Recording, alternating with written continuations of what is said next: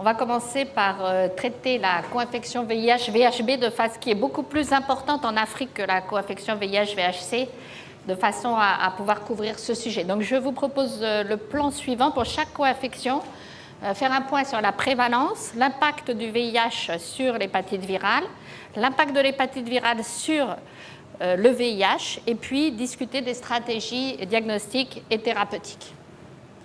Alors si on commence par l'hépatite B, le nombre de personnes infectées par l'hépatite B dans le monde de façon chronique, c'est-à-dire porteurs d'un antigène HBs, est de l'ordre de 300 à 400 millions, donc beaucoup plus important que celui du VIH, avec des prévalences, vous voyez, qui sont élevées. On est dans une zone d'endémie élevée en Afrique, variable cependant selon les pays, puisque ça peut aller de 4% dans certaines régions d'Afrique du Sud, jusqu'à 16% au Malawi, 19% au Nigeria. Et juste après cette communication, le docteur Patassi va vous montrer les premiers résultats qu'on a obtenus au Togo, qui montrent une prévalence de l'ordre de 9,7%, plus élevée que celle qui a été trouvée chez les donneurs de sang, qui était de 4%. Mais comme l'a rappelé le professeur Piché, les donneurs de sang, c'est un peu biaisé. On sélectionne des gens en bonne santé et ce n'est probablement pas le reflet tout à fait de la population générale togolaise.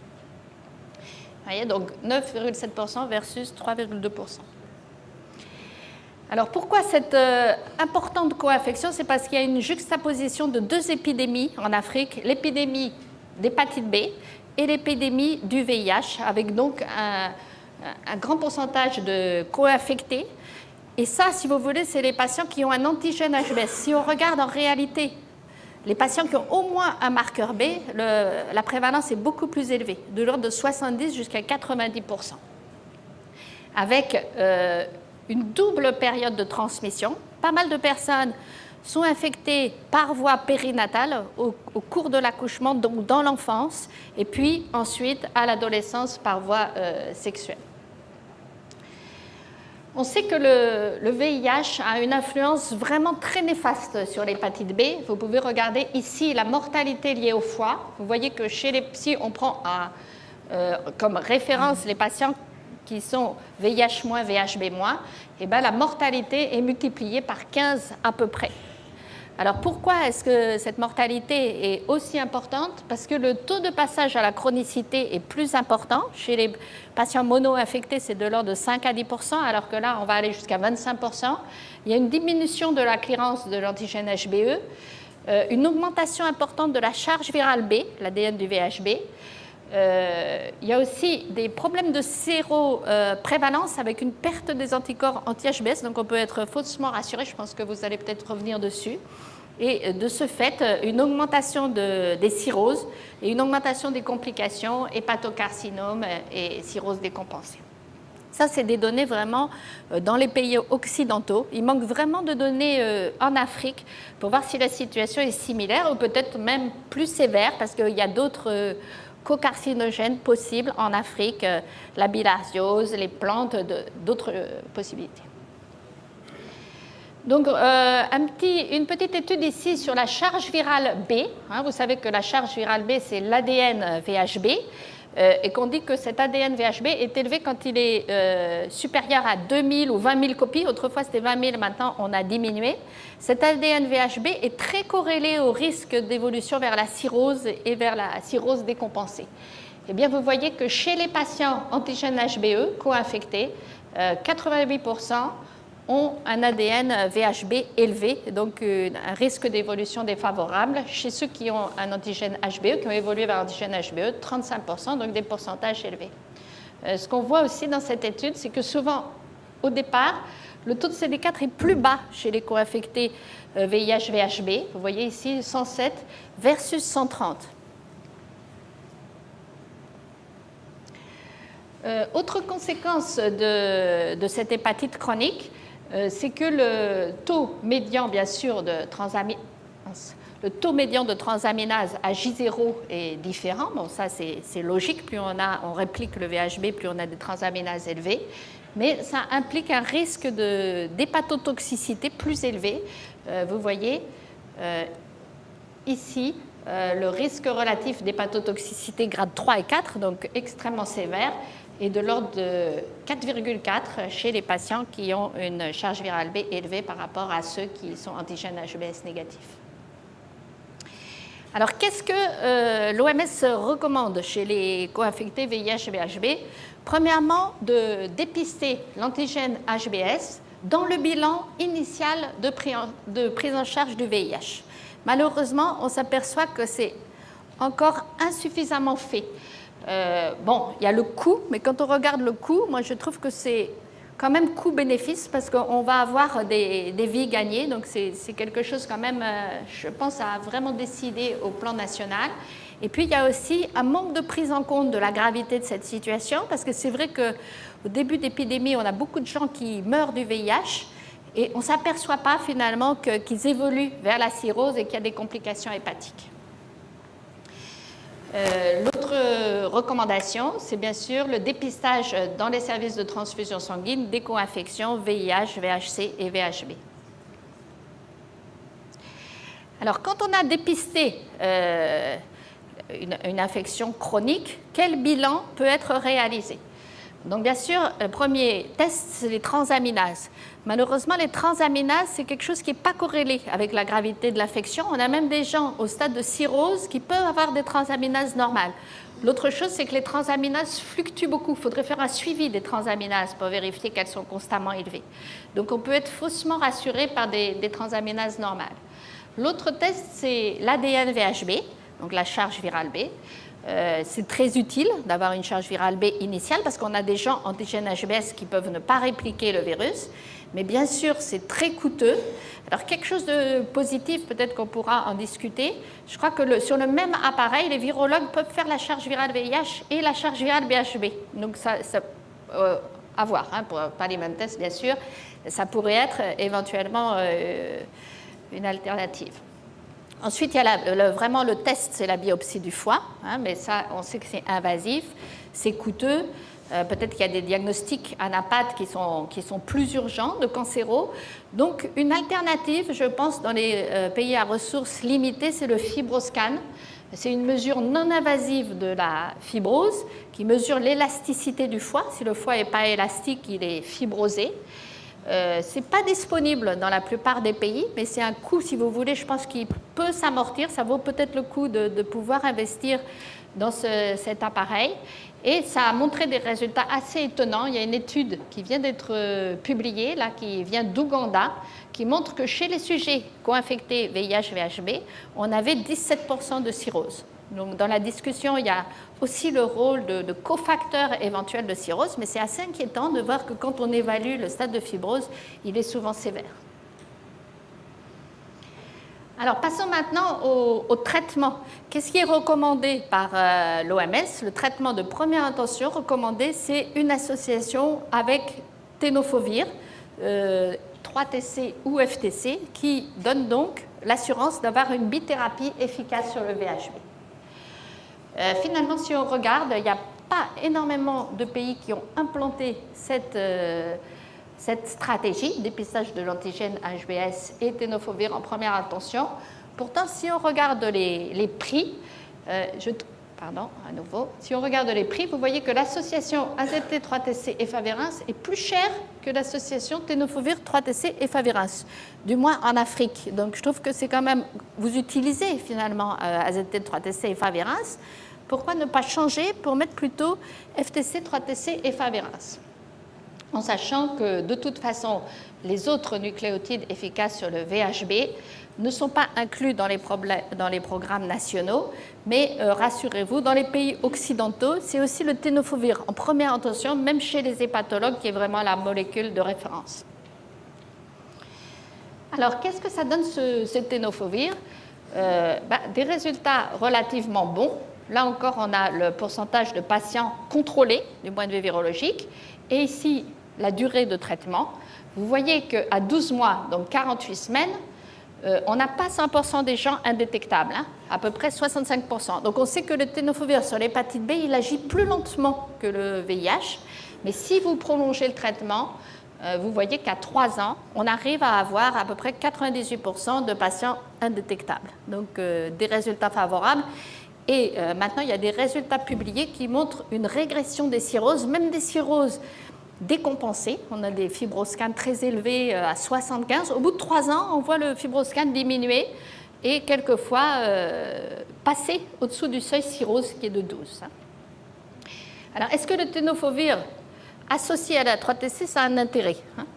Alors, cette étude-là est assez intéressante. Elle vous montre la décroissance de charge virale sous 3-TC versus en vert, en jaune, versus en vert sous tenofovir ou tenofovir 3-TC. Donc, vous voyez que le 3-TC est moins actif que le tenofovir, mais que finalement, d'associer tenofovir à 3-TC, ça n'a pas tellement d'impact sur l'hépatite B. Donc, ça, c'est une conséquence importante quand vous êtes en traitement de deuxième intention. Que vous gardez le tenofovir, mais vous ne gardez pas le 3-TC, ce n'est pas grave de ne pas garder le 3-TC chez un co-infecté. L'autre problème de la 3-TC, c'est qu'on a une émergence très importante de résistance. Vous voyez ici, au bout de 4 ans, le pourcentage de patients qui restent sensibles à la 3-TC est quasiment nul. Tous les patients en monothérapie 3-TC deviennent un jour résistants. Alors, ce qui est assez intéressant dans cette étude, c'est de voir que la première année, il n'y a pas trop de résistance à la 3-TC. Donc, en PTME, c'est intéressant, parce que la 3-TC, elle est active, assez active, mais l'activité ne dure pas longtemps. Donc, si votre objectif, c'est de réduire la transmission materno-fétale du VHB, ça peut être une bonne option. Voilà, alors justement, quoi faire chez les mères antigènes HBS+. Je pense qu'on n'est jamais sûr d'avoir une charge virale indétectable et on ne va pas la tester. Donc, l'option recommandée par l'OMS, c'est de vacciner les nouveau-nés dans les 72 heures. Si on vaccine, comme dans les programmes élargis de vaccination à 6 semaines, on ne va pas empêcher la transmission du VHB. Alors, c'est un problème, si vous voulez, parce que c'est vrai que ce n'est pas remboursé pour l'instant, donc c'est peu suivi. Et puis, on sait qu'il y a un échec possible chez les gens qui ont des très fortes charges virales B, ce n'est pas une efficacité à 100%. Donc, c'est pour ça que l'association, je crois, PTME thérapeutique plus vaccination, ça serait une stratégie intéressante. Chez celles qui sont antigènes HBS-, elles risquent toujours d'attraper l'hépatite B lors de relations sexuelles. Donc, il faut penser chez les séropositifs pour le VIH à les vacciner. Même si la réponse est diminuée en cas d'immunosuppression, si vous faites un schéma 3 doses, on a quand même des réponses assez favorables. Voilà, donc je vais passer maintenant rapidement à l'hépatite C pour vous montrer sur une première diapo ce qu'on a comme résultat. Ici, c'est un article un peu difficile à lire, mais qui montre une synthèse de la séroprévalence du VHC en Afrique et dans les pays à ressources limitées. Vous voyez que la Russie et la Croatie sont dedans. Donc, la prévalence des co-infections est très variable. C'est ça qui est assez étonnant, de 2,3 jusqu'à 41% dans certaines régions. En Chine, ici 12% au Cameroun, 14,7% à Abidjan. Et donc ça, c'est quelque chose qui a été assez incompréhensible. Les chercheurs se sont demandé pourquoi la séroprévalence était si élevée. Et tout récemment, là, à la CROI, une étude assez intéressante a été montrée, présentée par un collègue, Hidoko. Donc, il a testé 1431 sujets affectés par le VIH. Il a trouvé une sérologie VHC positive chez 18%. Et vous voyez qu'en faisant l'ARN VHC, alors qu'on sait d'habitude que c'est positif chez 85% des sujets, l'hépatite chronique C, là, il a trouvé l'hépatite chronique C chez seulement 30%. Donc, ça veut dire qu'il y a des faux positifs chez les sujets africains, des faux positifs de sérologie VHC. Donc, il y a eu un grand débat dans la salle pour savoir pourquoi est-ce qu'on avait ces faux positifs. Donc, il semble que l'hypergamma-globulinémie joue, mais enfin, il y a sûrement de la recherche à faire sur ce domaine, sur vraiment la co-infection VHC. C'est un domaine qu'on ne connaît pas bien. Et bon, ce n'est pas le seul pays. Bon, au Malawi, il y a aussi une expérience, vous voyez, sur 108 patients qui ont des anticorps anti-VHC, 2 seulement sont positifs en RIBA, 0 en ARN VHC, et en Ouganda, pareil, 14% d'anticorps anti-VHC, 0% d'ARN. Donc, des résultats vraiment à approfondir. Voilà, alors je ne vais pas revenir sur l'influence du VHC sur le VIH, c'est à peu près pareil que le VHB, hein, augmentation des cirrhoses, cirrhose décompensée, charge virale. Vous voyez qu'ici, pour le VHC, il ne semble pas qu'il y ait de différence de CD4 au départ, hein, il n'y a pas cette influence sur l'immunité, mais il y a ce risque beaucoup plus élevé aussi d'hépatotoxicité des médicaments. Donc de dépister les patients, c'est quand même intéressant pour prévenir ces risques d'hépatotoxicité. Alors, qu'est-ce que l'OMS recommande en matière de dépistage et de traitement? En fait, si on regarde les recommandations OMS, ils recommandent le dépistage en Asie, mais pas en Afrique. Le coût est assez accessible, hein, mais comme on en a discuté, le problème de fausse séropositivité font que, est-ce que c'est le bon test en Afrique? J'ai discuté après avec Clio et Hidoko, en leur demandant, mais est-ce qu'il ne faudrait pas faire des tests pour l'Afrique? Peut-être la séro, le test ELISA standard ne convient pas, hein, donc peut-être qu'il y a des tests à développer. Voilà, et donc du coup, l'ARN VHC, puisque les gens ne sont pas dépistés, n'est pas recommandé en routine. Alors, ici, c'est pour une dia ou deux française pour vous montrer comment l'hépatite C est devenue un problème en France, hein. Là, c'est en Suisse, mais enfin, disons en Europe. Vous avez ici la mortalité dans les années 84-95. Vous voyez en violet la mortalité par VIH. Et ici, entre 2005 et 2009, où la mortalité par VIH-Sida est passée à 16%, donc de 80 à 16%, tandis que d'autres causes sont devenues très parlantes, en particulier les cancers, dont les hépatocarcinomes, donc qui sont dus aux hépatites, et les causes hépatiques directement 15%. Hein, donc c'est vraiment un problème important. Là, c'est une autre étude, cette fois-ci française, où on a regardé dans une cohorte de co-infectés quelles étaient les causes de mortalité de patients co-infectés. Et on voit qu'actuellement, c'est le VHC. 43% des patients décèdent du VHC, alors que le VIH ne vient qu'en 3e position. Donc peut-être pas une raison pour ignorer ce problème. Alors pareil, du point de vue traitement, à nouveau en Asie, le traitement est recommandé, tandis qu'en Afrique, on ne trouve pas ces recommandations. Le traitement actuel, c'est toujours PEG interféron ribavirine. On a de nouvelles molécules, mais pas assez testées chez les co-infectés. Et l'efficacité, malheureusement, plus faible que chez les mono-infectés. Elle est, selon les études, entre 30 et 40% de guérison, avec un traitement quand même cher, hein, c'est 26 000 à 36 000 dollars. Hein, donc si on compare avec le coût du traitement antirétroviral, c'est vraiment difficilement accessible et je crois qu'un plaidoyer est nécessaire pour essayer d'avoir des génériques de traitement anti-VHC. Alors on va voir juste après les nouvelles molécules, Boceprevir, Telaprevir, qui sont bien, mais qui sont encore plus chères que cette bithérapie.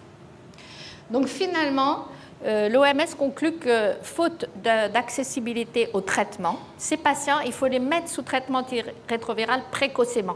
Quand vous bloquez la charge virale, vous bloquez l'influence négative du VIH sur l'hépatite. Donc c'est une façon indirecte, vous voyez, de ralentir l'évolution vers la cirrhose. Alors, je vais rester dans les temps, hein, encore 2-3 dias. Ici, vous avez quand même les premiers résultats des nouveaux traitements. Vous savez que dans le champ de l'hépatite C, c'est comme dans le VIH dans les années 2000. On a tous les ans 5-6 molécules qui arrivent qui nous font espérer que bientôt, on n'aura plus l'interféron. Alors là, c'est les premières molécules qui sont des antiprotéases, en fait. La première s'appelle Telaprevir, deuxième Boceprevir. Ici, vous avez le taux de guérison sous interféron ribavirine et ici le taux de guérison sous trithérapie, 12 semaines. Hein, et vous voyez qu'on a un gain de 30% de guérison sous Telaprevir et à peu près le même gain sous Boceprevir. Hein. Alors, il y a plusieurs essais qui sont en cours pour savoir si chez les co-infectés, on va avoir ce même taux de guérison, avec beaucoup d'incertitudes, notamment des interactions. En fait, on est assez gêné quand on donne le Boceprevir. On a par exemple une baisse des concentrations d'inhibiteurs de protéases jusqu'à 50%, donc potentiellement des échecs thérapeutiques. Hein. Donc je vois même si en France on a l'AMM, les cliniciens ne se sont pas précipités pour traiter les patients. On a préféré les inclure dans des essais thérapeutiques. Alors, autre défi pour la prise en charge de VHC, c'est que vous savez que dans l'hépatite C, il y a plusieurs génotypes, des bons génotypes, des mauvais génotypes. Malheureusement, en Afrique, on a souvent des génotypes défavorables, non 2, non 3, donc avec des chances de succès plus basses. Il y a certainement un manque du personnel de santé pour prendre en charge ces co-infections. C'est vrai que c'est encore autre chose de surveiller l'interféron, la ribavérine.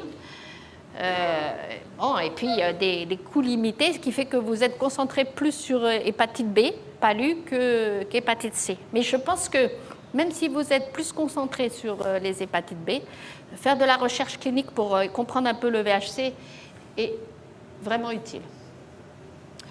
Voilà, donc en conclusion, très rapidement, une prévalence élevée des deux infections VIH-VHB, ce qui fait qu'on a un poids important en Afrique de la co-infection VIH-VHB, une réduction significative observée dans les pays occidentaux et que vous allez observer du VIH-Sida sous traitement antirétroviral, d'où émergence de cirrhose et de patients avec mortalité hépatique.